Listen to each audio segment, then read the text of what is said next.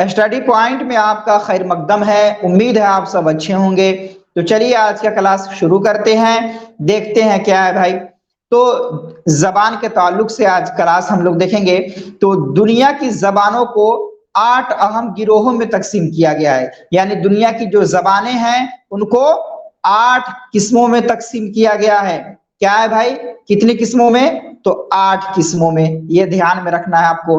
अब देखिए, सामी, उसके बाद है अफ्रीकी बांटो, दरावड़ी, हिंदी चीनी, मलाई खानदान, उसके बाद है मंडा, उसके बाद है अमेरिका की अहद कदीम की जबानें। क्या है कि अमेरिका की अहद कदीम की जबानें। उसके बाद है हिंद यूरोपी।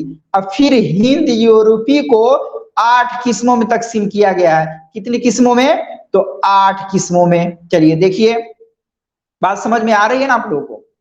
हाँ, कमेंट करके बताते रहिए, अगर कोई दिक्कत हो तो बताइए, फिर समझा दिया जाएगा। चलिए देखें, आर्मीनियम, बाल्टिक या सराफी खानदान, अल्बानवी, यूनानी, अतालवी, केल्टिक, फिर ट्यूटाई, उसके बाद है हिंद ईरानी खानदान।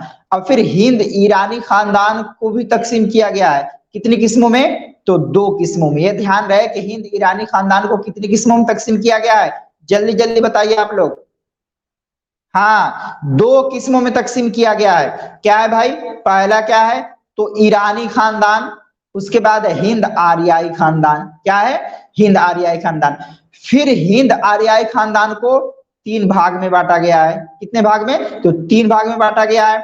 अब देखिए, कदीम हिंद आर्याई, उसके बाद है वस्ती हिंद आर्याई, उसके बाद है जदीद हिंद आर्याई।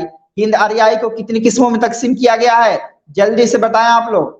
हाँ, तो 3 किस्मों में तकसीम किया गया है। हिंद आर्याई, कदीम हिंद आर्याई, उसके बाद वस्ती हिंद आर्याई, उसके बाद जदीद हिंद आर्याई। फिर कदीम को 2 किस्मों में बांटा गया है। पहला क्या है? वेदिक संस्कृत, उसके बाद है क्लासिकल संस्कृत। संस्कृत, ठीक है। उसके बाद देखे वस्ती हिंद आर्याई। क्या है? वस्ती हिंद आर्याई में 3 आते हैं।